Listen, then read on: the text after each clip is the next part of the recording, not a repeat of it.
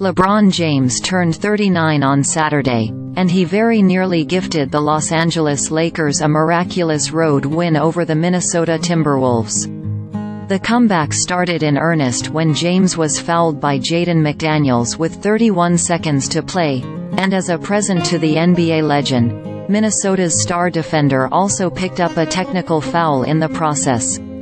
That allowed James's layup to turn a 7-point game into a one-possession 3-point game.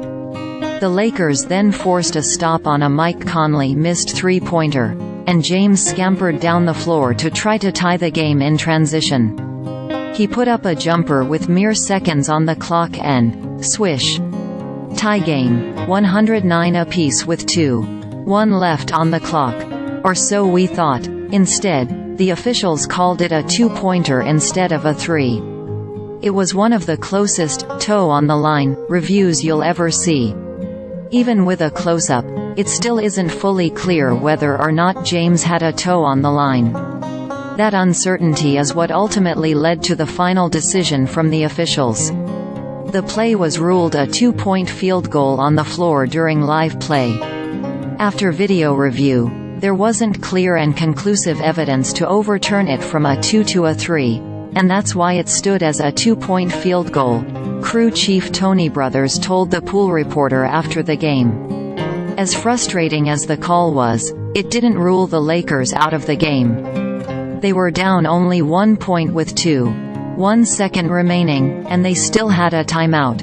Anthony Edwards made only one of his two free throws on the other end, and the Lakers drew up an inbounds play to tie or win with 1:4 on the clock. This time, there were no officiating issues.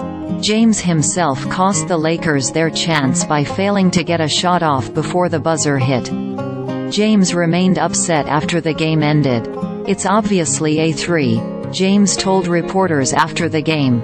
"My foot is behind the line. You can see the space between the front of my foot and the three-point line. You can clearly see the wood on the floor is the space in between the front of my foot and the three-point line. Stevie Wonder could see that, champ." He went on to muse, "What do we have replay for if even the replay gets it wrong?" The loss dropped the Lakers to 17-16 on the season and 3-7 since they won the NBA's first ever in-season tournament.